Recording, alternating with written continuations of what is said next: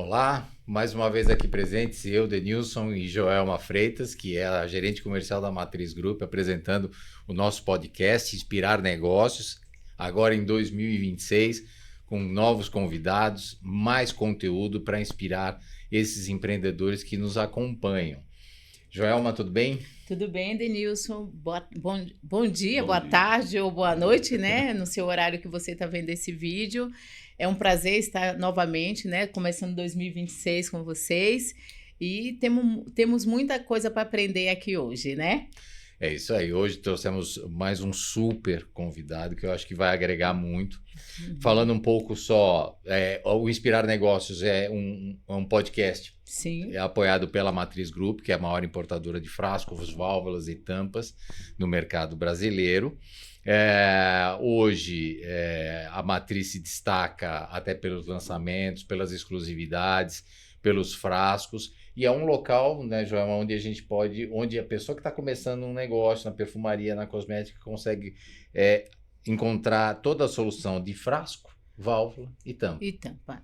Tem um suporte com toda a equipe comercial, desde assistentes, o showroom, os consultores que dão todo o suporte para desenvolver o seu negócio. Então, você que está assistindo, procure a equipe comercial da Matriz, que você vai ter todo o suporte.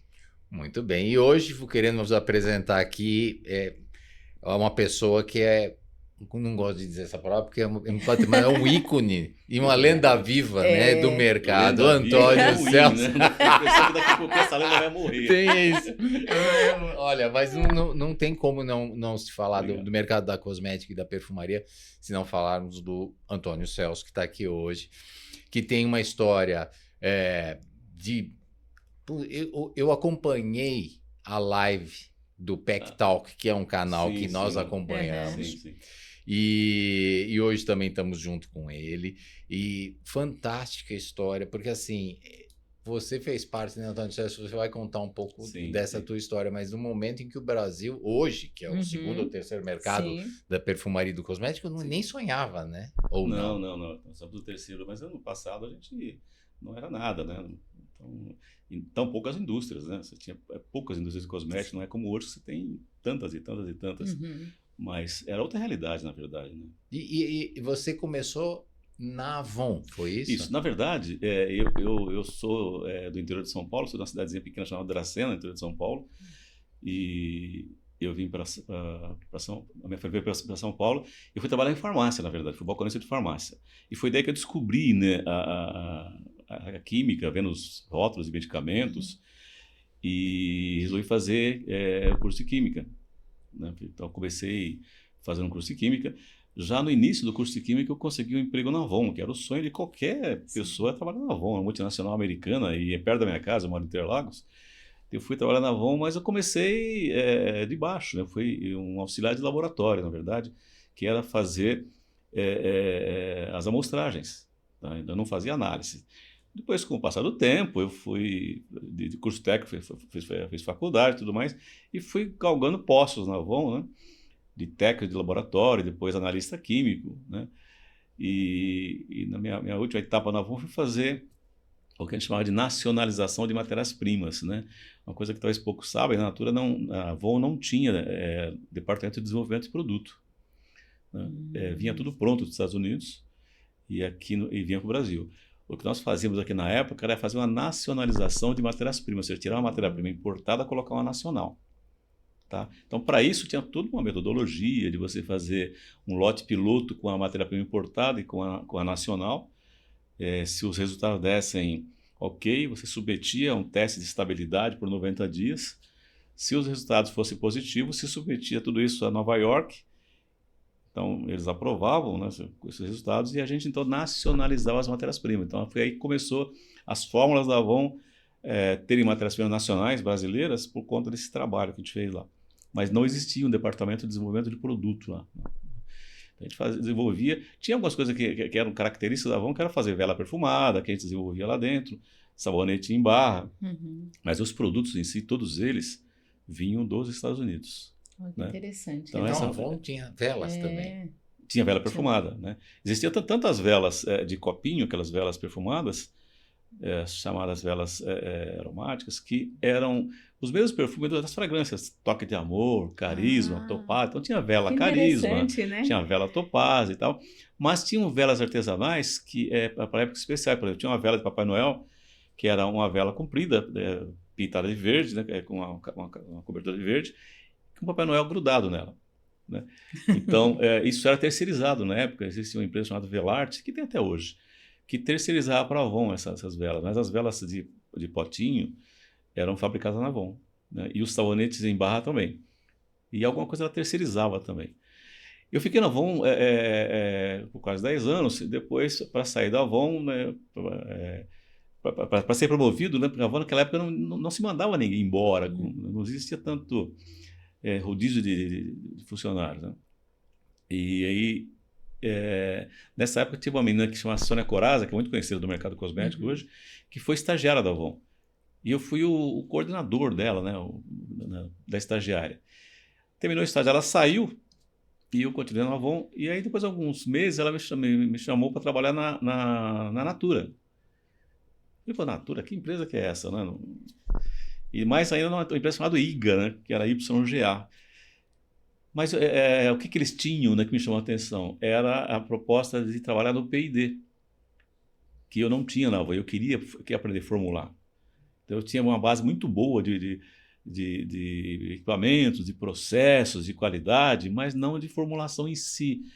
Conhecia a formulação porque a gente fazia a nacionalização de matérias-primas, mas a proposta era trabalhar para formular lá na Natura. E mais que isso, trabalhar com a Anísio Pinotti, que era um dos donos da Natura, falecida Anísio Pinotti, e que era um super formulador. Então isso me chamou a atenção. Então foi daí que eu saí da Avon e fui trabalhar na IGA, na Natura, por conta de ser para a área de P&D. Né? E realmente foi muito bom. Né? Na época, quando eu saí da Avon, meu chefe falou, você está louco? Você é para onde? Natura? Você bebeu, né? Vai sair da Avon? Quem é essa empresa? Né? Então, você que ironia, né? Alguns anos depois, a Natura compra a Avon. É só que venderam, né? Mas compra a Avon. Né? Essa foi a minha trajetória da Avon para a Natura, né? Depois da Natura para a Paiô, que era um cargo de diretoria e tudo mais, né? E a Paiô eu fiquei até a gente terceirizar toda a produção, porque a Paiô sempre foi fábrica, eu era diretor industrial, terceirizamos tudo, e eu fiz toda essa transição de terceirização. E depois que terminou a transição, não tendo mais fábrica, eu falei, olha, não tem razão de ter um diretor industrial se não tem indústria. Então, negociei com a empresa, eu saí da diretoria industrial e continuo na Paiô, ainda como diretor da Paiô, mas como consultor para a marca, mas hoje um consultor para o mercado. Né? E além já contando um pouco da minha trajetória, além da ABC, né, que é a Associação Brasileira de Cosmetologia, né, que eu também estou na ABC há muitos anos, faço parte da diretoria, e a ABC é uma entidade sem fins lucrativos, onde os diretores são todos voluntários, eu sou um dos voluntários, presidência, diretoria, o conselho são dos voluntários, tem um time de funcionários, mas a gente tem como associado as grandes empresas de produto acabado, né? As grandes, as pequenas, de matérias-primas, de embalagens, tá? Já fica o convite aqui para a matriz se associar. Opa! E pessoa física também, então químicos, farmacêuticos, dentistas, médicos, influência, que tem muito influenciadora se associando para poder seguir a ABC e tudo mais. E eu sou um dos diretores e dentro da ABC eu coordeno alguns projetos, alguns programas, alguns eventos, né? Um evento de terceirização, um evento com influencers, um evento com crianças que a gente traz para a ABC. Né? Eu também ministro alguns cursos, né? Pela minha vivência em chão de fábrica e pela carência que esse mercado tem de mão de obra, que é um negócio absurdo, como não tem mais mão de obra, né? Para qualquer lugar que você vá, não tem mão de obra. Eu faço trabalho de capacitação, de formação de manipuladores, né? De formação de colorista para fazer maquiagem, embalagem, me especializando em embalagem também, controle de qualidade e tudo mais. Então, essa é um pouco da minha trajetória rápida aqui, o meu mini currículo aqui. Vamos deixar aqui, registrado que assim, vai ser falado muita coisa. Acompanhe até o fim esse podcast, porque assim, acho que o Antônio Celso vai comentar muita coisa útil que está acontecendo na associação. Sim. Os endereços, tanto os contatos do Antônio Celso como da associação, a gente vai deixar aqui na descrição do nosso podcast. Assim como os materiais que a Matriz tem feito, os e-books Sim. de tendências de perfumaria cosmética, e um e-book feito com os entrevistados de 2025, com Olha, todo o legal. lote, a gente preparou um e-book que a pessoa pode baixar e faz o resumo, né? Isso é interessante. Agora, Antônio Celso falando, né, dessa trajetória que a gente fica até encantado. Isso ao longo de 47 anos de... Que bacana. Praticamente 3 empresas que a gente passou E, aí a vida aí, né? e jovem, né? Eu falo assim, meu Exatamente. Eu me Deus, a considero pessoa se trabalhar com mantém. cosméticos. Trabalha com cosméticos, E eu né? sou um Vai lá. usuário, né? Eu sou Eu, aquele por cara favor, que me- usa o creme hidratante, né? Aham. Eu passo o limpador, É. tudo mais, né? Eu sou... E faz Há muitos diferença, anos eu faço, né? faz diferença. Faz faz muita diferença. diferença que a gente no dia a dia É. tem que priorizar, né? Tem coisas que a gente tem que priorizar para o nosso, né? Para o nosso bem, né? A gente planta para colher lá na frente, Mas é isso né? mesmo. E assim, a mania que as pessoas têm é que achar que o creme vai fazer efeito na hora e... É. Não, você tem que ser... Isso é... A pele fica boa se você acostumar com um creme, né? E nós homens temos mania de achar que não precisa, que não sei o quê, né? Eu uso há muitos anos, né? E não tenho problema com isso. Então, assim, eu estou dizendo uma aparência idade que não vou falar a minha idade aqui, mas uma aparência idade que tem, porque eu sou um usuário de... Além de não fumar, não beber, não faço as minhas corridas e tudo mais, eu uso cosméticos, sim. Uso Muito direto. bom. Não consigo sair de casa sem um creme, sem um perfume. Isso é a minha vida. Agora, com toda essa experiência que você tem, a gente vê que o mercado brasileiro foi evoluindo, né? Muito. De lá, de tipo 1977, que é mais ou menos o período que a gente está falando, né, do início da sua trajetória, para hoje, o que você vê que mais mudou no mercado cosmético brasileiro? Bom, primeiro, né, tecnologia de processos, formulações, essa busca pela produtos sustentáveis, que não se falava nisso antigamente, então, embalagem sustentável, formulações veganas, isso não existia, né? Você fazia um batom, você podia usar cera de abelha, que era... Hoje, para quem é vegano, não usa um batom com cera de abelha porque vem de animal, né? Lanolina, que vem da lã da ovelha, né? Hoje, muitos não usam creme com lanolina porque enfim, mudou muito, né? Eu acho que do aspecto tecnológico, a indústria brasileira cresceu muito. Nós somos o 3º país do mundo hoje em consumo de cosmético. Só perdemos para os Estados Unidos, que é o primeiro, a China, que é o segundo. Nem a Índia, que tem bilhões de habitantes, não consome tanto cosmético quanto nós, tá? E em algumas categorias, né, a gente até é o primeiro ou o segundo, né? A gente no Brasil somos as pessoas que tomam banho 2 vezes por dia, né? Então se consome muito produto de banho, né, desodorante, né? Mudou muito, né? Eu acho que uma coisa que a gente percebe que mudou bastante dentro da indústria foi essa busca por deixar de ser fábrica, focar em vendas e marketing, tá? E fabricar com terceiros. Acho que isso foi a grande mudança que vem acontecendo aí uns 10, 12 anos para cá, efetivamente. Isso explodiu, né? A empresa que eu trabalho, a Pael, foi uma das empresas que fechou a sua fábrica. A gente sempre foi fábrica, e terceirizou tudo. É lógico que para isso tem todo um processo, mas acho que uma grande mudança que aconteceu do aspecto fábrica foi essa busca por terceirizar, né? A busca por formulações mais leves. Antigamente você falava num creme pesado, né? A mulher só usava um creme hidratante se ele fosse aquele creme que parecia que estava, né, que seria um creme, né?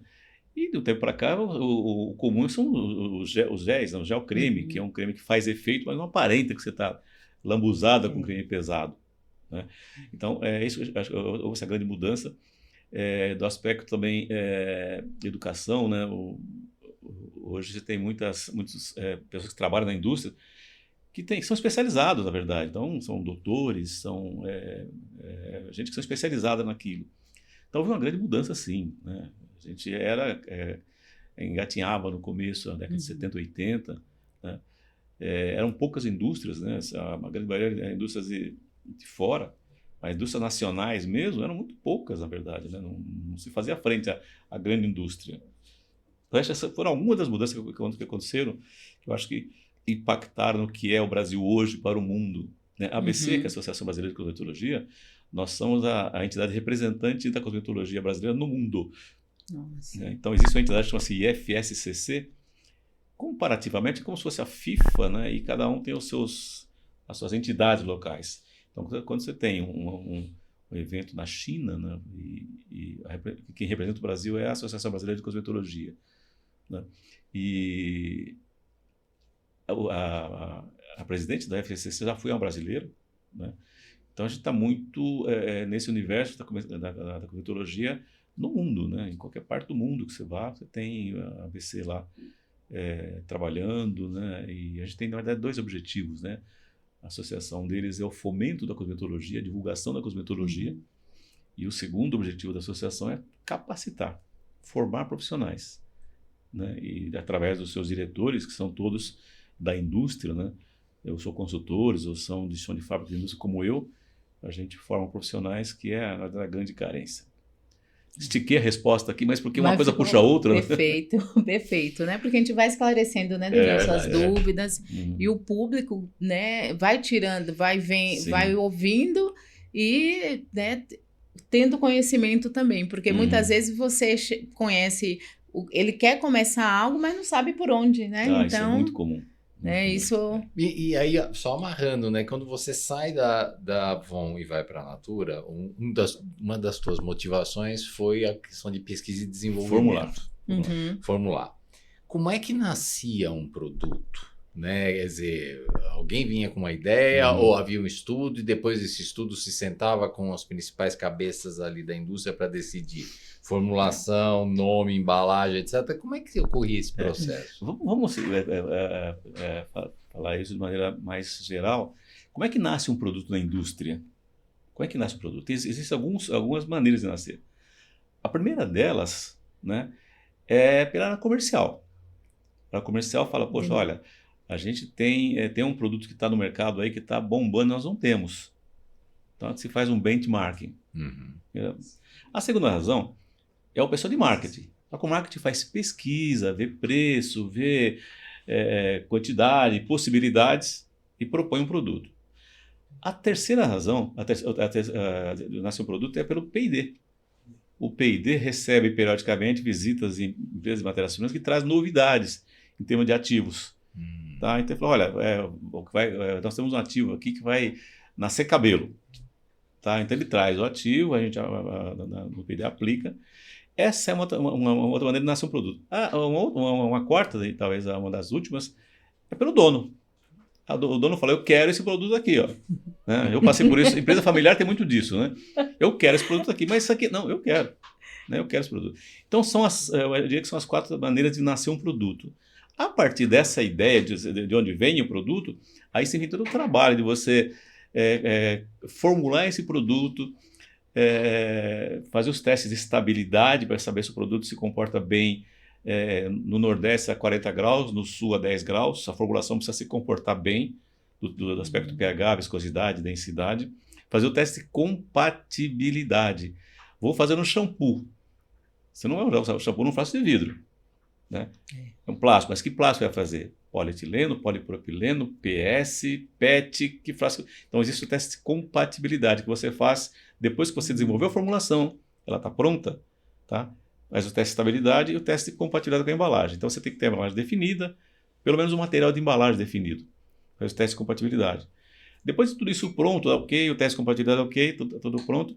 Em paralelo tem o pessoal do planejamento, tem o pessoal do financeiro que vai ver preço, se aquele preço está dentro de um target do foco da empresa.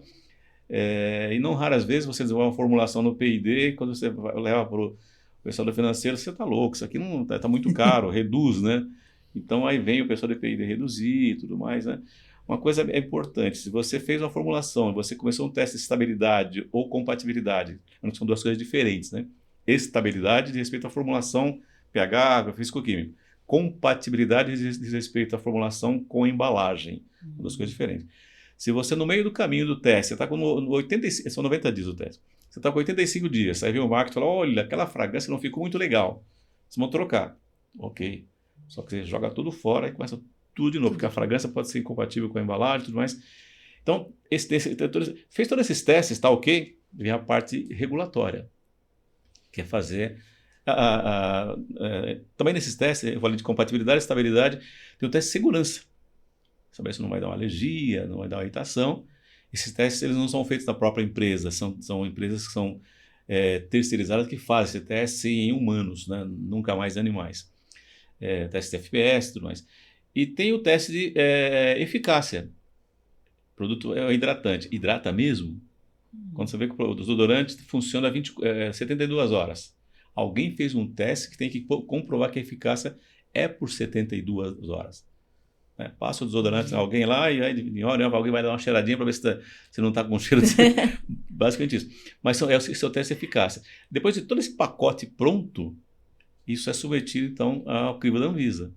Então, tudo é submetido ao crivo da Anvisa. Hoje, graças a Deus, tudo online. Então, a empresa tem um cadastro da Anvisa, as fábricas, né? E depois dessa fábrica, ela entra no site da Anvisa, ela bota todos os dados lá, tá? E online ela consegue um número de processo que você coloca na embalagem e pode já fabricar e comercializar.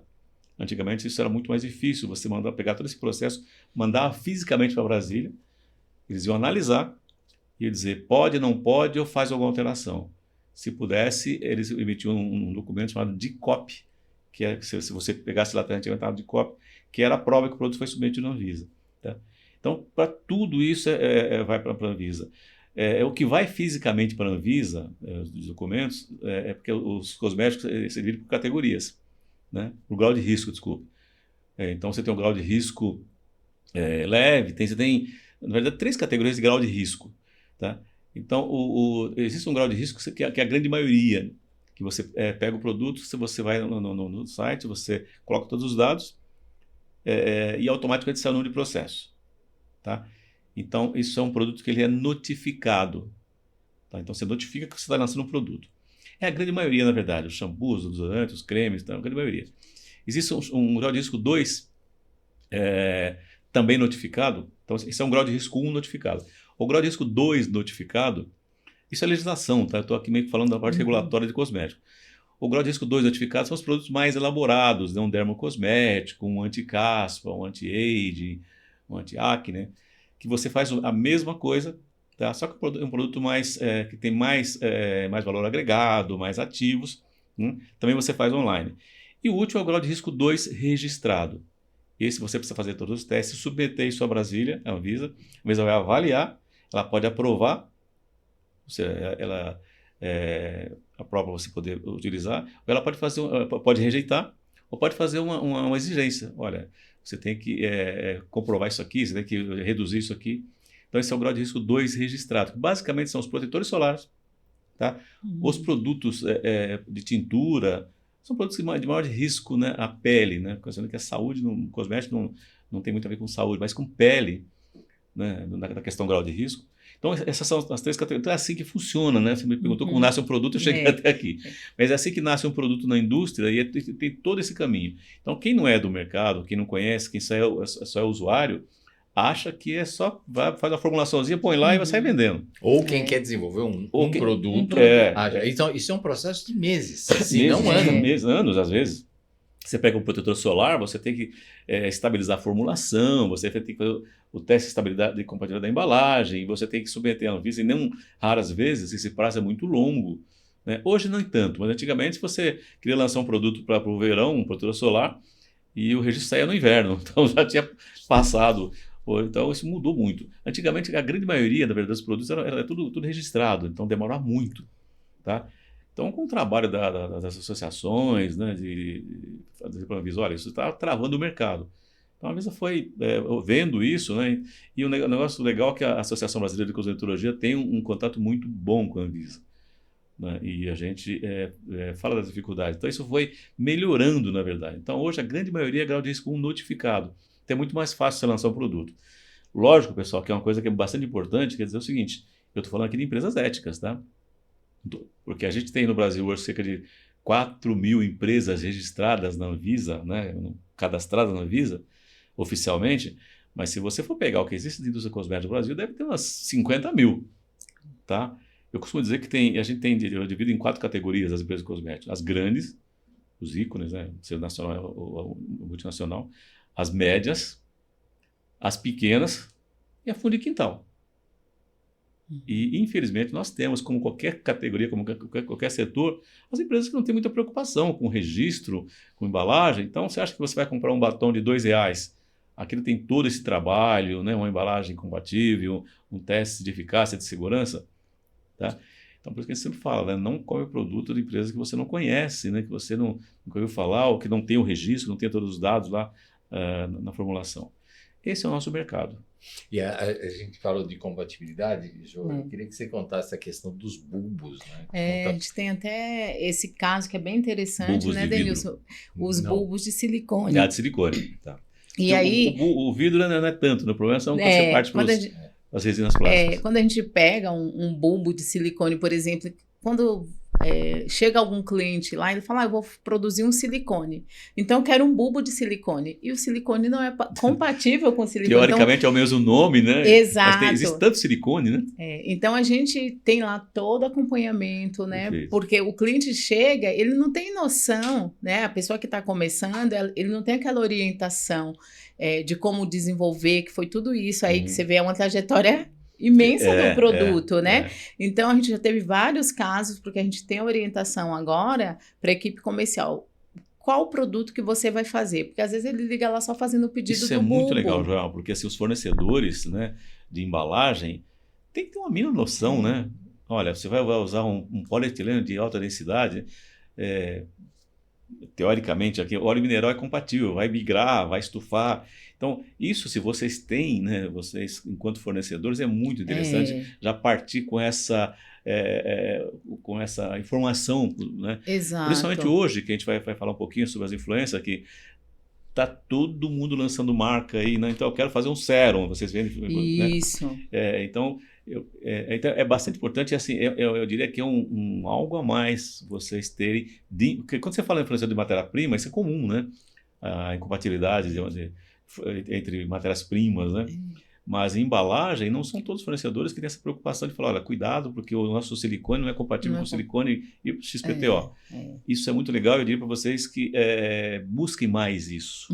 Busquem mais isso, né? E faz uma diferença, Antônio, porque o que acontece? A gente já teve casos de cliente comprar falando, não, no meu produto não vai o silicone. E aí, quando faz a venda, o produto, o silicone, o bulbo, ele racha, né? Ele parece que foi cortado com a faca. Ele solta ali em cima, ele trinca mesmo. Por quê? Porque ele falou que não ia silicone e o produto tinha silicone. Então, é a questão do desenvolvimento também do produto, né? Na verdade, esse é um trabalho da indústria, né? É o teste de compatibilidade. Por isso que existe a compatibilidade produto e embalagem. Com essa finalidade, descobrir esses problemas que não acontecem depois do ponto de venda. Né? Mas é muito comum, por exemplo, né, na formulação do batom. O batom é uma mistura de ceras e óleos vegetais, né? E no batom tem um palmitato de isopropila, que é um éster, vamos dizer assim, né? Quimicamente, que serve para dar emoliência, dar um toque sedoso na aplicação e tudo mais. Esse palmitato é incompatível com o PS, que é o poliestireno, né? E as tampas de batom, aquelas tampas de batom, a grande maioria são todas de poliestireno. Então, eu já vi muitas vezes que aquela tampinha, o batom mais barato, aquela tampinha transparente, né, com o passar do tempo, ela começa a trincar. Que é a incompatibilidade do poliestireno, que é o PS, com o palmitato de isopropila. Né? Isso eu estou dizendo não é porque eu passei por isso, né, e é um dos testes que se faz na indústria, parte de maquiagem. É lógico que a tampa não tem contato com o batom em si, mas com o uso, né, para cá, para lá, para lá, para lá, né, acaba batendo na bala do batom. E isso acaba trincando. Então, é um dos testes, é uma das incompatibilidades, né? Então, você tem, quando você fala de plásticos, né? Você tem vários, né? Por isso que tem que ter transparência, o cliente tem que ser muito sincero, porque a gente, até para ajudar, a gente precisa entender o que ele vai fazer, né? Porque uma formulação errada pode acabar com o lançamento com o produto inteiro, né? Sim. Em vida, também, vocês trabalham com válvulas, né? Sim, válvulas a gente também tem. E é assim, aquela história, né? Você tem alguns tipos de válvulas. Você tem a válvula spray, você tem a válvula dosadora, você tem as pump, as de jardim lá, não sei se tem as recraves, né? Recrave, ou de espregatilho, ou de rosca, tudo mais, né? E aí depende do tipo de produto que vai usar, a gente orienta qual a válvula adequada, né? Tem um protetor solar do mercado, né? Não vou dizer o nome aqui, mas que é uma loção e utiliza uma válvula spray. O produto é maravilhoso, mas o cara utiliza uma válvula spray para um produto viscoso. Então, você tem uma dificuldade. Então, eu gosto desse produto. Por sorte, a válvula não é recravada, é de rosca. A gente tira, porque eu gosto do produto que tira, né? E passa, põe na mão e passa. Mas olha só, né? Então, vocês, com força de válvula, você vai usar onde, né? A gente pergunta. É uma ponta dupla, então você não vai usar uma válvula spray, você tem que usar uma válvula dosadora, né? Isso. Então, esses detalhes, na verdade, né, é uma preocupação da indústria, mas são os chamados testes de compatibilidade que você pega, né? Existem os químicos e os físicos, né? Uhum. É comum, por exemplo, você compra uma válvula, né? E o frasco tem 30 ml, deve ter lá, sei lá, 300, 30 milímetros de altura, ou 300 milímetros de altura, e você recebe uma válvula que tem... É isso. Né? Aí o cara bota lá dentro, ele dá 200 voltas lá dentro para chegar lá no fundo. E o produto não sai. Não sai, né? Porque até ele passar por todo o processo, conseguir entrar no pescante para sair... E eu vejo muito na indústria o pessoal cortando os pescantes. Falei, a gente faz... Conversa com a indústria, né? Conversa com o fornecedor. Você fala, eu quero um pescante de 10 centímetros, né? Você vai cortar para você, né? E tem um detalhe, que o corte lá do pescante é diferente. Você não pode ter um corte reto, né? Ou é sempre em V, né? Ou ele é chanfrado para não travar aqui embaixo, né? Então são detalhes, na verdade, da indústria da embalagem, né? Que passa batido e o problema depois é lá na ponta depois, né? Porque aí começa a vir as devoluções, mas já lá no consumidor final, né? Foi, então, né? Aí o produto, porque a gente, como consumidor, a gente fala, eu não vou comprar esse produto que vai dar problema, né? Às vezes você gosta, a gente mas... tem mil exemplos aí, né? E infelizmente, as influências que está dominando esse mercado de maquiagem, eu sempre falo que boa parte da maquiagem que o mercado compra hoje são de influencers. Boa parte, né? Você tem as então, grandes... Celso, mas aí então eu vou até colocar, porque o que está acontecendo hoje, eu acredito, isso é uma opinião minha, que as indústrias hoje estão sofrendo um pouco, porque hoje os influencers não querem receber mais um cachê para divulgar uma marca. Exato. Eles lançam a própria marca, então é uma concorrência para a própria indústria. Sim. Mas, e aí, o que acontece conosco, Matriz, né? O que a gente... Porque se um influencer quer lançar uma marca, se ela for parar para ir para uma grande indústria vidraria, o cara vai querer sentar, o lote é grande. Então, eles vêm para a matriz, porque ele consegue comprar 10, 20 mil, 30 mil, 2.500 para testar.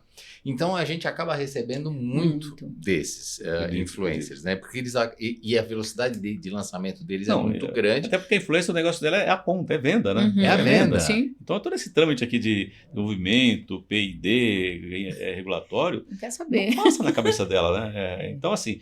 E, aliás, né, falando um pouquinho aqui da ABC, da Associação Brasileira de Cosmetologia, uma das nossas missões é essa, né? É fazer esse filtro. Por isso que esse trabalho que a gente faz lá, que eu coordeno, que chama-se Influencer Beauty, a gente traz, a gente estava comentando agora há pouco aí, né? Entre em detalhes sobre isso. Então, como é que muita funciona? Gente. A gente tem um foco, na verdade, nos pequenos, né? Porque os grandes têm todo o seu aparato, né? Tem recursos, né? O pequeno, por exemplo, as influências está começando agora, e as pequenas marcas que estão entrando no mercado, né? A primeira coisa que ela quer fazer é montar uma fábrica. Eu quero lançar uma linha de batom. Quanto custa para montar uma fábrica? A gente fala, não é por aí, né? Então, assim, tem todo um trabalho que a gente faz de acolher essa influência, o que é lançar essa marca, e sentar. Isso eu faço meio que pessoalmente, que é um dos trabalhos meu na associação, considerando que o programa Influencer Beauty, ou Terceiriza Beauty, sou eu que sou responsável lá. A gente traz essa pessoa e fala, senta aqui. As pessoas falam, Celso, eu preciso de um terceirista, né? Onde é que eu acho? Eu falo, senta aí. O que você quer? Isso. Qual que linha de produto você quer lançar? Qual é a quantidade que você tem na cabeça? Não sei, mas você tem que ter uma quantidade na cabeça. Até porque em função da quantidade, eu vou te dizer qual é o terceirista. Você quer lançar 1.000 unidades? Vou te indicar um terceirista de pequeno porte. Isso. Você quer lançar 100 mil? Não é esse, é um de grande porte. Então, uma ideia de quantidade. E aí já começa a abrir. Não, eu não sei nem. Eu não tenho ideia de quantidade. Precisa ter. Tá? Outra coisa qual é o teu canal de venda? Você tem 4 ou 5 canais de venda. Porta a porta, varejo, franquia, o canal eletrônico e o multinível. Tem produto que vende num canal e não vende no outro. Eu não compro shampoo pelo canal eletrônico. Não vou na empresa comprar. A não ser que o shampoo seja diferenciado. O shampoo eu vou na farmácia, no mercado e compro bom e barato. Tá? Então, essa história de qual é o produto e qual é o canal de venda é muito importante. Tá? Você já tem uma marca registrada, nenhum terceirista vai te trabalhar se você não tem marca. Ele não pode vender para pessoa física. Você tem que ter uma marca registrada. Até porque se o terceirista está produzindo um item lá, uma marca, e não tem a marca não tem registro, ou você não tem um contrato com a marca, você pode caracterizar uma falsificação. Sim. Tá? Então tem que ter uma marca registrada, tem que ter um canal de venda, tem que ter uma quantidade na cabeça. Todo esse filtro a gente faz na ABC, para dizer, olha, você tem tudo isso, né? Até chegar num ponto, né, a gente não entra no detalhe de quanto é que vai gastar, mas você tem um valor para investir, porque de repente a pessoa é mandada embora da empresa, recebeu R$1.000 de indenização e quer lançar uma marca de produto de 10 produtos para a semana que vem, que é outra coisa que é muito importante, que é o prazo, né? Porque eu já vi muito, né? Eu queria lançar uma linha de proteção solar, mas eu quero lançar para o verão. Tá? Nós estamos há 3 meses do verão. Não é assim que funciona, tudo tem seu tempo. Né? Não que a gente vai perder tempo, mas você tem que dar tempo ao tempo, que são tempos técnicos, na verdade, de desenvolvimento, né? De testabilidade, de Anvisa, de achar a embalagem correta. Né? E aí a gente indica o terceirista. Tá? E aí leva para o terceirista, faz todo esse trabalho de acompanhamento com o terceirista. Esse é o trabalho que a ABC faz. E depois, se a pessoa quer um trabalho mais profundo de acompanhamento tudo mais, aí entra a minha empresa de consultoria. Tá? Então aí a gente ganha para estar, vive para isso. Então aí é uma coisa mais profunda, no detalhe, né, de indicar o terceirista. Da mesma forma que no terceirista também, a gente conhece quase todos os terceiristas do Brasil, né? E a grande maioria está aqui em São Paulo, né? Aqui no Sudeste, né? Você vai para o Nordeste, é uma carência muito grande de terceiristas. Você vai para mesmo Centro-Oeste, tem uma carência muito grande. Você tem uma demanda muito grande hoje de marcas que querem lançar produtos e não acham terceiristas. Tá? Por quê? Eu quero lançar maquiagem, né? Por quê? Porque as influências que estão ganhando dinheiro, o que elas vendem hoje? Maquiagem, né? É o grande volume. Então, quero lançar maquiagem. Só que, assim, infelizmente, você tem meia dúzia de fornecedores de maquiagem. São muito poucos. Porque a maquiagem é mais difícil de fazer, requer mais equipamento, a mão de obra mais especializada, colorista. E quando você parte para a embalagem de maquiagem, aí é um trauma. Você não tem no Brasil, né? Difícil, são poucas empresas. Né? A demanda é muito grande, muito grande. Eu quero embalagem de batom. Né? Você vai tentar entrar numa fila. Então não tem. Então a gente tem muita carência de embalagem de maquiagem. Eu diria que as embalagens que nós chamamos de injetadas, que são as embalagens de batom, de pó compacto, de paletas, é uma grande dificuldade. Se você pegar hoje, a gente tem uma invasão, eu chamo de invasão asiática, as empresas brasileiras estão trazendo tudo da China, as grandes marcas, a Pai onde eu trabalho traz da China. Sim. Tá? Aí você vê até a questão da compactação, né? Dessa parte é terrível, a gente não consegue indicar. Não tem terceirista. Não né? tem terceirista. Eu conheço os terceiristas, tá? Assim, só que assim, eu quero fazer 50 de cada. Né? Pensa um pouquinho, porque ninguém vai fazer um lote de produto para compactar 50. Ele vai gastar 50 só na regulagem da máquina. Tá? Então, não tem. A dificuldade. Você fala em maquiagem, ela se divide em algumas categorias. Né? Você fala em base, por exemplo, já é um pouco mais tranquilo, né? Porque a base é uma emulsão colorida, na verdade. Então, as empresas que fazem creme podem fazer uma maquiagem. Tá? Muito embora não seja tão fácil assim, acerto de cor. Mas quando você parte para batom, embala, batom líquido, corretivo, e aí os compactados, é uma grande dificuldade, na verdade. Muito hoje se fala das embalagens stick. Você tem acompanhado isso? Tenho acompanhado, sim. É um crescimento. Né? Na verdade, isso é um remake. Porque a Avon, no meu tempo, já tinha. Né? A gente chamava de blush em bastão. Existia o desodorante em bastão. Né? Existia o Bistral, Vanessa, era bastão. E existe agora uma demanda muito grande, porque uma influência lançou um produto, uma base em si, que é fácil de aplicar. Né? Tem até os protetores solar stick hoje. Né? Isso. Então, existe uma grande demanda e uma grande necessidade, na verdade, de embalagem stick. Teve uma influência aqui recentemente, que teve um problema grave com a embalagem stick, eu não vou citar nomes aqui, mas ela lançou uma base stick, mandou fazer o molde, o projeto e tudo mais, né? E o stick não subia. Então, foi um grande problema. Pelo que eu falei com o fabricante, o terceirista, eles que existia um pequeno de projeto onde o pino que levantava lá não tinha força para levantar e ele dobrava e não conseguia levantar. Então teve que refazer tudo isso, né? Não era um problema de produto, mas sim da embalagem. Mas é uma carência. A embalagem stick, embalagem de maquiagem como um todo, bisnagas. Né? Você tem fabricante pedindo quase meio ano para entregar um de bisnaga. Bisnaga eu acho que Por isso que eu falo para os terceiristas, duas coisas que eu falo para os terceiristas. Olha, você tem que, não pode nem pensar. Nosso diferencial é a qualidade, né? Nem pensar, né? Qualidade tem que ter no teu processo, tudo tem que ter qualidade. Uhum. Então não diz para o teu cliente que o teu diferencial é a qualidade. Você não sabe o que está falando. Tá? E segundo, assim, nosso prazo de entrega é 30 dias. Jamais diga isso. Se a embalagem demora 120, depois você vai entrar em 30. Você pode dizer o seguinte, nosso prazo de entrega é 30 dias após eu receber o último insumo. Aí é comigo, é fabricar. Uhum. Tá? A gente entrega 30 dias. Mas são as grandes divergências, isso aqui a gente pode ficar aqui 2 dias falando desse meio aqui. Eu quero né? aproveitar o teu conhecimento químico agora. É. Vou pegar a maioria dos clientes ou das pessoas que acompanham o nosso canal. Hoje, até para a complexidade da cosmética, muitos começam com perfume. Sim. Porque aí você vai com álcool de cereais, a essência, Álcool etc. neutro, cana-de-açúcar. Exato. Quando a pessoa começa a testar ou fazer para vender, existe um processo de maceração. Depois você faz, você tem que esperar. Como é isso? Porque aí vem os mitos do mercado, Jô, só para eu não perder isso, porque isso era uma dúvida. Eu falei, nossa, o Celso vai conseguir elucidar. Sim. Muito se fala, não, maceração você põe no freezer, etc. Na indústria isso não existe. Existe. O que é maceração, na verdade? Né? É a interação dos componentes da formulação. Qual é a forma de uma colônia? Álcool, água e essência. Tá? Em algumas colônias onde você tem o apelo de delcolônia, o desodorante colônia, né? Que é mais uma questão tributária, existe uma matéria-prima que dá essa função de desodorizar, vamos dizer assim. Tá? Então, a primeira função, primeiro objetivo de maceração é integrar. Quando você faz uma colônia recém-fabricada, ela tem cheiro de álcool. Tá? Mas o mais importante numa maceração, né, é a cristalização dos componentes cerosos da fragrância. Muitas fragrâncias são naturais, então vem de raízes, de folhas, né? Hoje tem muita fragrância sintética, né? Mas de folhas. A Natura tinha uma colônia chamada-se Raros, que era uma colônia que vinha... quando você fala de fragrância, só lembrar que uma fragrância, uma essência, ela é composta de várias matérias-primas. Tá? Então tem a nota de cabeça, a nota de corpo, a nota de fundo. Né? Então cada componente que vai na formulação tem um objetivo.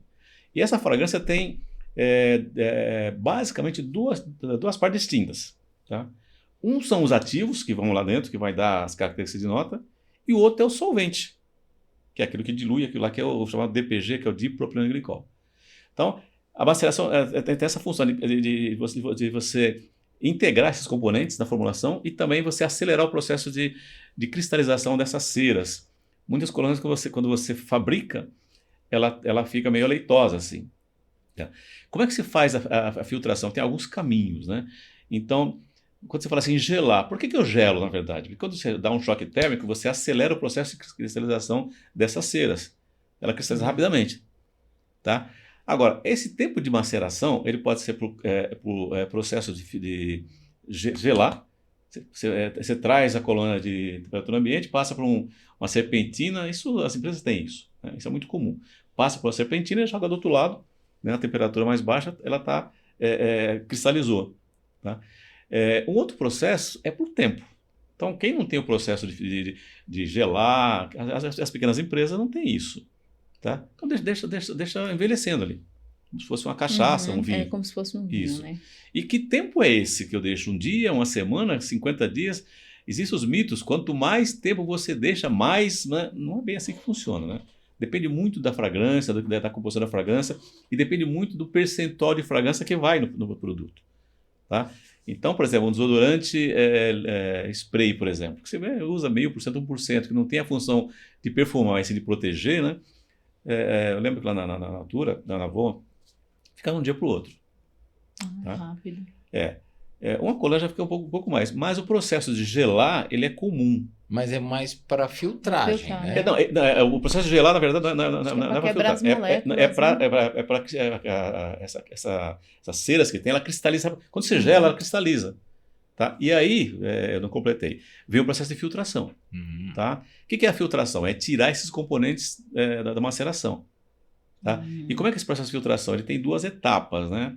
É um filtro de um filtro placa que retém até 5 micras, passa. De que maneira? Tira do tanque de fabricação por bomba, né, por sucção, passa por esse filtro e joga no tanque de invase, o tanque que vai para a linha de produção. Então são 2 processos. O processo de placas, que retém até 5 micras de partículas, e um processo mais refinado, que são filtros Cuno de celulose, que retém até 1 micra de partícula. Então, isso aqui é um processo para clarificar a colônia. Tá? Então, tem essa história de você tirar esses componentes serosos, essas partículas, e aí tem muito a ver com vocês, tá? Que fornece válvula. Uma colônia que não foi filtrada, ela tem pequenas partículas da maceração, tá? Que vai entupir depois a válvula. Tá? E aí, o que acontece? Se você tem um frasco de recrave, ferrou, né? Porque entupiu a válvula, você fica... E não funciona. E não tem o que fazer. Tem o que fazer. Se é um frasco de rosto, mas o processo de maceração é para isso, né? E o processo de filtração é para você tirar essas partículas. A gente que é do mercado cosmético, né, que é químico, eu sempre quando pego uma colônia, eu vou numa loja, você te vira assim para ver se não tem alguns rabo de elefante, cotovelo de leão ali, né? Sujeirinhas, né? A gente vê isso. Né? Então você percebe se a empresa é uma empresa de qualidade quando a colônia está límpida. Tem que estar límpida. Tá? Então tudo isso é custo, na verdade. Né? Então as pequenas empresas, os pequenos terceiristas têm filtros, de repente eles não têm um sistema de gelar a colônia, mas eles deixam macerar por tempo. Né? E esse tempo que eu estava dizendo, né? Quem determina qual é o tempo é a formulação, é basicamente em parceria com a empresa que fornece a fragrância para dizer, olha, nessa formulação, com essa fragrância, você vai ter que deixar macerando por uns 3 dias, 4 dias, 1 dia. Né? Mas é por isso. Então, a filtração ela é necessária, né, para tirar esses componentes e não prejudicar a embalagem lá na ponta depois. Ah, entendi. Respondi? Não, respondeu. E aí eu só me lembrei do começo, que a matriz hoje já está com 31, caminhando para 32 anos. E no começo as embalagens não tinham válvula, né? Não tinha. Não. Eu tenho nem os perfumes. Eu tenho uma história bem legal para contar, né? De válvulas. A Natura, por exemplo, né? Quando lançou as colônias do Dilarc, eram todas tampas. Tudo tampa. A gente chama de tampa cega, tampa rosca, né? E você pegar o próprio Boticário, quando lançou a primeira colônia, que acho que é a colônia Tati, se não me engano, né?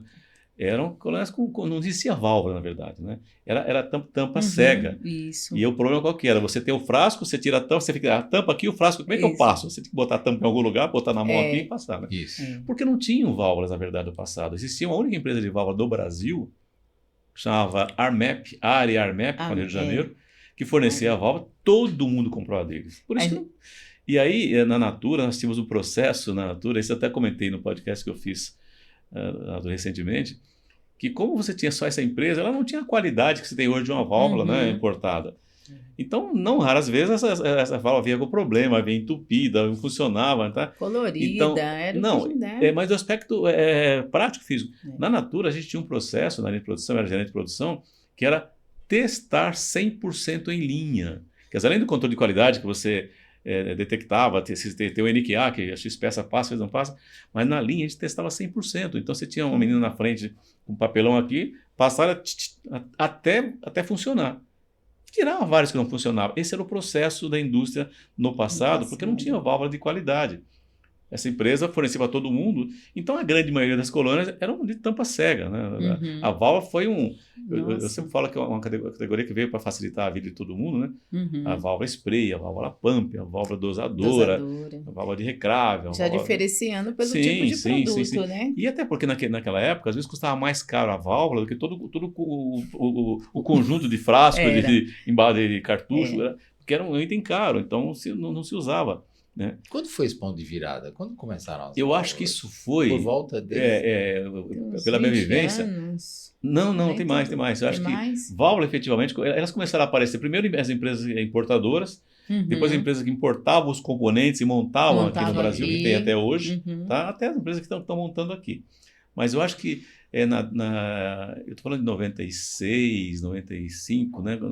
Mas acho que a partir de 95, vamos arredondando 2000, que a coisa começou a andar. que todo mundo começou a usar válvula. Em 2000. É isso que eu te falei. A partir de 2000, 25 anos, mais ou todo mundo menos. começou a usar válvula efetivamente e com facilidade. Então você não tem dificuldade de achar válvula, né? Você tem... E continua evoluindo, né? E continua evoluindo, os modelos de reclave, Zillock, Uplock, né? Você tem com saia, você tem para cada tipo de terminação, de frasco, se é de reclave, se é de rosca, né? Continua. Mas felizmente apareceram aí, vocês são uma das empresas que vieram para ajudar nesse mercado, para não deixar de sofrer com a chamada tampa cega, que nós falamos tecnicamente, verdade, né? Que é a tampa de rosca. Olha, eu queria que você fosse fazer uma visita para nós lá, né? Com todo prazer.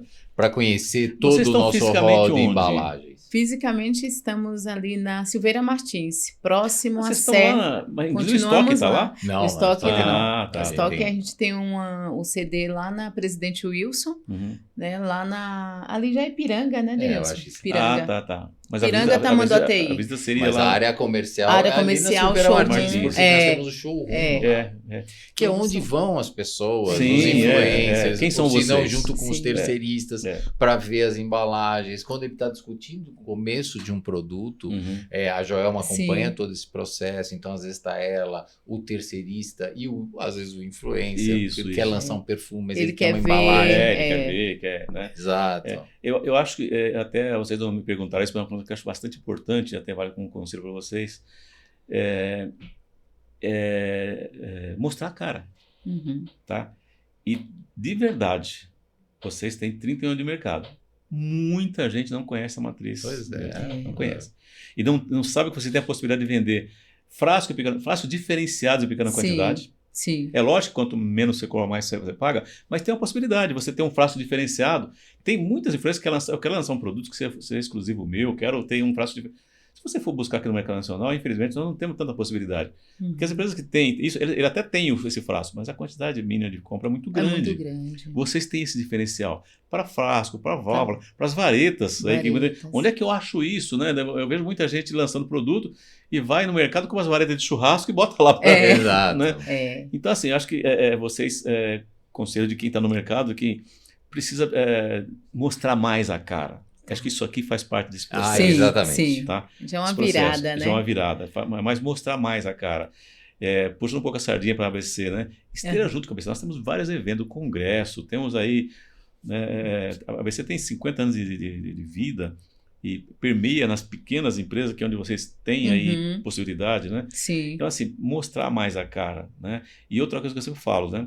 Esquece essa ideia de eu quero visitar a Natura, o Boticário, a L'Oréal.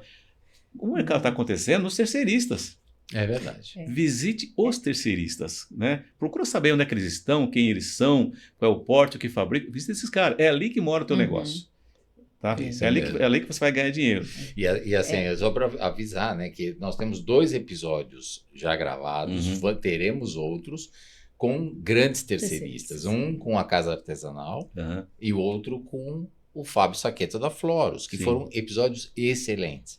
Então, assim, você tem razão. Eu acho que, assim, é importante a gente fazer essa aproximação com a ABC. Muito importante. Você conhecer, fazer uma visita, né, lá na Será um e o prazer, inverso é verdade. Queria que vocês fossem conhecer a nossa sede. Fica aqui lá no Brooklyn. A associação fica lá no Brooklyn. Nós temos a sede lá, onde tem os cursos, tem se vocês quiserem fazer se vocês forem associados e quiserem utilizar o nosso auditório, cabe 80 pessoas. Ele é todo instagramável, ele é todo acústico para isso. Onde nós fazemos os eventos, os cursos, tanto presencial quanto online. Tá? E lá nós temos um laboratório também. Então, desculpe, se você é uma influencer que quer lançar seu produto e tem, às vezes, um consultor que ele não tem um laboratório, a gente tem um laboratório que a gente cede o espaço, os equipamentos, para poder lançar lá. Então, isso é de uso do associado da ABC. Então, interessante, né? Então, assim, eu já convido vocês para irem conhecer a ABC, mas, de novo, reforçando, né? Quem não aparece não é visto, né? Então, é verdade. E aí vai o bom conselho para a comercial, né? Precisa mostrar, cara, precisa dizer, estou aqui. É verdade. Né? Eu tenho certeza que muitos terceiristas nem sabem, né? Os pequenos estão começando. Existe possibilidade de você ter um frasco diferenciado, Exato. Né? Em pequena quantidade. E com estoque local aqui, Da né? pequena a grande quantidade, né? E a grande gente quantidade, consegue, né? Mas todos os Mas é pequenos, verdade, né? é verdade. Mas é isso, né? O negócio não está nas grandes marcas, também está lá. Sim. Mas terceirista, eu digo para vocês que nasce todo dia um terceirista. E o terceirista, ele precisa também desse apoio, porque imagina, Precisa.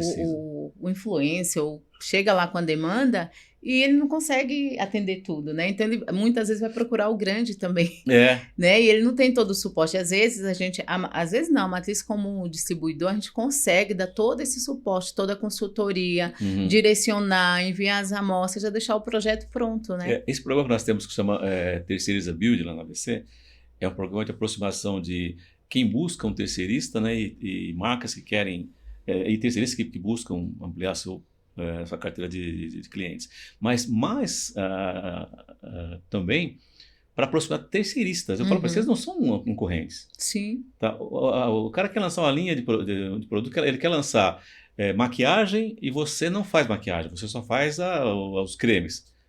Mas você pode indicar alguém, um parceiro seu, um terceirista, olha, eu não faço isso, mas fala com fulano. Tá? Então, é importante que os terceiristas se falem também, né? Sim. Eu comentei agora há pouco que eu fiz na ABC um evento com os CEOs das grandes... Assim, acho que ninguém nunca conseguiu colocar no mesmo espaço, né, o CEO dos grandes terceiristas. Uma Fareba, que é uma multinacional, por exemplo, uma Faber-Castell, a gente conseguiu colocar todos no mesmo espaço, né? E o pessoal, você está louco, eles são concorrentes. Não são. Não. Né? A gente não pode olhar por esse lado, o mercado é muito grande, tem carência de terceirista, né? Mas eu diria mais para vocês, tem carência de bons terceiristas, não de aventureiros. É verdade. Né? Você não vê aí as grandes marcas montando fábrica todo dia. Tá? Não tem. Então, onde é que eles buscam o seu excedente? Lá no terceirista. As influências não lançam, não constroem fábrica.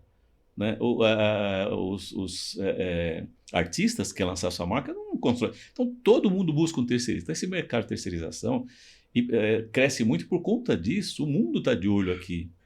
Tá? A China está de olho desse universo aqui de carência de terceiristas aqui no Brasil.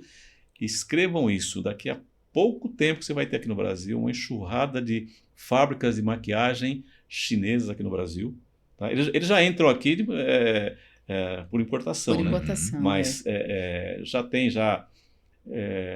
fábrica de válvulas chinesas aqui no Brasil. Acho que a Fareva, que você deve conhecer, é um grande exemplo. A gente né? tem, a gente atende de bons terceiros que vieram para o Brasil para atender basicamente Natura e Avon. E hoje é um grande terceiro. Então, o mundo está de olho na gente aqui. Tá? Então, esse universo de terceirização, esse mercado de terceirização cresce muito, né? E por isso que eu sou porta-voz da ABC para falar de terceirização, porque a gente vive isso na pele e vive as dores das marcas, né? Tanto das grandes marcas, né? Eu digo para vocês que hoje quase ninguém está contente com o seu terceiro, por uma razão ou por outra. Né? Então você fala, eu queria trocar meu terceirista, né? Então, também não é trocar por trocar, né? Você tem que ter uma razão, né? Tem que ter, ou é preço, ou é entrega, ou é qualidade, né? O atendimento, né? E eu acho que o trabalho que a ABC pode fazer e deve fazer, quer dizer, é de o cara saber escolher e analisar os terceiristas antes de tomar a decisão. A gente faz isso, né? A gente faz isso. Esse programa Terceiriza Build faz isso. E quando a pessoa quer mais detalhes e quer saber de equipamento, de processo do terceirista, aí entra com um trabalho de consultoria. Mas isso é muito importante. Eu sempre falo, perca o tempo que for preciso, mas busque o seu parceiro, porque ter outro braço do negócio. Tá? Não adianta você ter o teu canal de venda, você não tem o produto. Por outro lado, você tem o produto, você não tem a área comercial. Mas conhecer o seu parceiro, quem é você, existe um checklist que eu faço para dizer, olha, para você escolher o parceiro, passa por esse checklist aqui. Onde é que ele está, o que ele produz, para quem ele produz, qual é o tipo de mercado que ele tem, né? Quais são os problemas que ele tem. Você chega no terceirista, você vê que ele está lotado. Cuidado, porque ele não vai ter espaço para você. Exato. Você chega no terceirista, você está lá um pessoal meio devagar. Ou o mercado está muito ruim, ou ele é muito ruim que não tem cliente. Né? Tem que analisar, ou não tem, pessoal, que é muito importante, né? Uma área comercial que divulgue a terceirização. Tá? Eu digo sempre que hoje tem, às vezes, um terceirista que tem uma bela de uma fábrica e não tem área comercial. O cara tem uma Ferrari e não tem piloto. Vai ficar... Eu lembro de um terceiro falar assim, por exemplo, eu não tenho marketing, não tenho... Não, você tem que ter uma área comercial que vai vender o teu negócio. Né? Isso não é... O cliente não cai do céu do teu colo, você tem que buscar. Tá? E como é que você busca? Os canais distintos aí, né? E muita gente que busca um terceirista, às vezes vai na internet, né? É um grande erro. Não pode. Eu vou lá, busca lá, terceirista de batom, vai lá. Tem um monte lá. Né? Mas você precisa saber o que você quer, né? Quem é o terceirista. Por isso que é o trabalho de você ter um consultor especializado, não paraquedista, né? Tem muito consultor. Eu sou consultor. O cara nem sabe o que é terceirização. É verdade. Né? Eu acho que a gente tem assunto aqui para ficar o dia, tem. né? Eu ficaria aqui, mas a gente tem o tempo. Até atrapalharia o pessoal que está na espera aqui. Mas para encerrar aqui nossa entrevista, eu queria que você deixasse um recado para o empreendedor, um conselho, né? Na verdade, é um conselho para o empreendedor que está começando agora no setor de perfumaria e cosmético, né? Qual que é o conselho que Antônio Celso deixa aí? Primeiro, acho que o meu conselho é não precisa construir fábrica, né? A não ser que você queira gastar tempo e dinheiro com fábrica e desgaste com os órgãos de aprovação. A primeira coisa é, se você vai montar sua marca, o primeiro conselho é saber o que você quer. Né? Não atire para todo lado. Tenha na cabeça o que você quer. É uma linha de maquiagem? É uma linha de shampoos? É uma linha de cremes? Você quer uma linha vegana? O que você quer? O que você quer efetivamente? Esse é o primeiro conselho. O segundo conselho, em função do que você quer, você tem um canal de venda já definido, porque eu quero lançar minha linha, mas nem sei como vende. Um canal de venda definido. Tá? O terceiro conselho é buscar o parceiro correto para aquilo que você está se propondo a fazer. Tá? Isso aqui é o grande segredo do negócio. Tá? Você começa errado à medida que você escolhe o terceirista errado. Não que ele seja ruim, porque ele não tem o perfil que você quer. Tá? Então, buscar um terceirista é saber o que você quer, mas é ter o seu perfil. Você quer fazer pequena quantidade? Tem que buscar um pequeno terceirista. Você quer fazer maquiagem? Não adianta você buscar um cara que faz colônias. Você quer fazer colônias? O cara tem que ser especializado. O cara tem um filtro, o cara sabe que é uma maceração. Tá? O cara tem um pessoal que faz os testes físico-químico e os físicos, né? Densidade, por exemplo, né? Os químicos. Né? E lembrar sempre que quando você faz uma colônia, você tem uma colônia basicamente álcool, água e essência. Mas no caso de uma colônia infantil, ele não vai álcool, vai água, na verdade. E a essência tem que ser solúvel em água. Existem outros testes de microbiologia, por exemplo, de uma colônia, quando é uma colônia infantil, de pH, quando é uma infantil. Então, acho que o segundo grande conselho que eu dou é busque o parceiro certo. Tá? E terão vários aqui, mas um outro conselho é não troque de terceirista como se troca de camisa todo dia. Tá? Porque assim, ele tem seus problemas, procura entender o problema dele. Às vezes o cara fala assim, eu não vou te entregar na data. O terceirista não pode dizer isso por dizer, né? Eu acho que uma das grandes reclamações que existem de marcas com os terceiristas são duas, na verdade, né? Duas. Primeiro, chama-se atendimento, porque ele vende serviço, acima de tudo. Tá? Segundo é prazo de entrega. Você vai entregar dia 30 de fevereiro, não é dia 1º de março. Tá? Então, assim, buscar o parceiro correto, buscar o parceiro que tem o teu perfil é o grande segredo. Se você começar errado, com o terceirista errado, a chance de dar errado e você perder dinheiro é muito grande. Tá? Então, tem assim, os macro conselhos que eu daria para quem quer lançar. Seja pequenininho. E assim, pessoal, tem mercado para todo mundo. Tem mercado para todo mundo. De maquiagem. Não vende shampoo. Vende. Você precisa ter um bom canal de venda, uma boa divulgação, uma boa formulação, uma boa embalagem e um diferencial. Lançar mais um shampoo para cabelo seco? Todo mundo tem. Não tem. Tá? Mesmo em colônia, né? Eu sempre falo, se você vai lançar uma colônia no canal eletrônico, pô, legal, né? Quem é que vai sentir o cheiro da tua colônia no canal eletrônico? A não ser que você vai fazer um equipamento específico. Não, você vai fazer uma inspiração, né? Tá. Mas assim, eu estou dizendo que, eu sempre digo isso, por enquanto ainda não existe um botão no computador que você aperta e sente o cheiro, por enquanto. Exato. Tá? Mas, então assim, você vai lançar uma linha de colônia, né? Aquela que vender no canal eletrônico. Tá bom, mas quem é que vai sentir o cheiro da tua colônia? Por isso que, assim, vai lançar uma linha, o canal de venda é muito importante. Muito importante. Você não sair olha que linda a minha colônia, que maravilhosa e tal, só que não vende. Porque você não tem o canal certo. Adequado. Né? Sim, são vários detalhes, preço, né? A credibilidade da influência também, né? Mas olha, tem influência fazendo milagre, porque assim, tem algumas palavras-chave que eu tenho acompanhado, o cara fala assim, olha, esse perfume gruda no osso. É a primeira frase. a pessoa que está ouvindo já está É. até sentindo o cheiro. A seguinte não, ele tem explosão, tem projeção. Projeção, São né? palavras que são usadas no online que quem nem está sentindo o cheiro fala, já quer comprar. Já quer comprar. Não, tem. Sem influência tem o tino de comercial de vender, né? Ela tem algumas coisas que ela vai vender. Olha, tem uma grande concentração de colônia. Agora, uma grande besteira, né, que eu já vi muito falar, olha, a nossa colônia tem um fixador que é maravilhoso, né? Dê um tiro no pé, né? Para quem é a gente que conhece. Quem conhece, não existe fixador, não existe. né?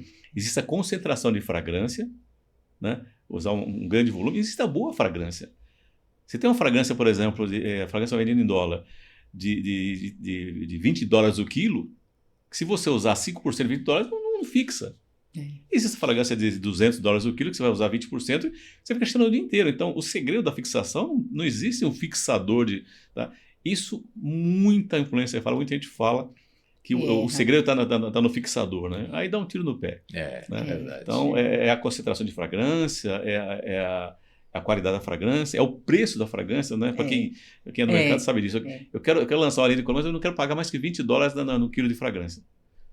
Então, você vai ter uma fragrância que vai passar agora e daqui a meia hora já saiu. Porque você não tem uma colônia de qualidade. É verdade. Então, esses são os conselhos aí que a gente daria, né? Que, de novo, a gente ficaria falando aqui 2 dias, mas... Foi uma entrevista que rendeu bastante. Eu acho que quem está assistindo teve muita dica, principalmente da associação, que eu acho que é um canal chave. E aí a gente fica aguardando a tua visita para você poder também nos conhecer. Sim. Onde nós Vai estamos. ser um prazer, né, Denilson? Todos os teus contatos do Antônio Celso vão estar na descrição do vídeo. O Instagram, eu atendo muito o Instagram.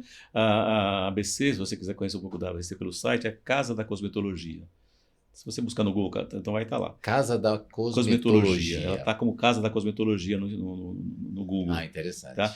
Mas assim, acho que você visitar o site é legal, mas acho que mais do que isso é fazer uma visita física na ABC. Tá.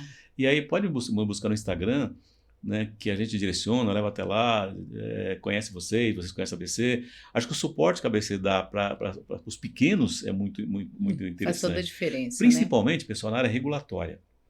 A legislação muda toda hora, né? É verdade, isso é o que pode, o que fundamental. não pode. E esse suporte regulatório a gente fala muito, né? Principalmente para os pequenos. Então, é uma das missões que a gente tem lá. Que bacana. Bom, acho que ficamos por aqui. Missão cumprida. Missão cumprida. Obrigada. Celso. Obrigada, Celso, pela presença, por ter convite. compartilhado, né, tanto conhecimento. E eu acho que a gente tem que marcar outras vezes, Vamos, né? Temos bastante assunto aí para a gente. Alguma coisa mais específica. De terceirização. Nós vamos acabar fazendo só de isso. embalagem. A gente pode falar aqui de os assuntos eles têm que eles vão surgindo e a gente, conforme a gente vai trazendo os profissionais, vamos trazer agora novamente o Antônio Celso para falar especificamente sobre um aspecto. Obrigado. Obrigado, gente. Obrigado, pessoal. Todo o conteúdo nosso permanece, então assim, são entrevistas atemporais. Todos os contatos dos nossos entrevistados e os nossos materiais estão na descrição do vídeo. E aguardamos vocês para o próximo. E lembrando que o nosso podcast também está nos agregadores de áudio. Então, assim, Deezer, Spotify também estão dispostos para quem quer fazer uma esteira e ficar ouvindo. Isso que eu queria perguntar, né? Onde é que eu acho, né? No YouTube, nosso canal do YouTube e também nos agregadores de podcast. Obrigado, gente. Obrigada, gente. Até a próxima. Obrigado, até a próxima.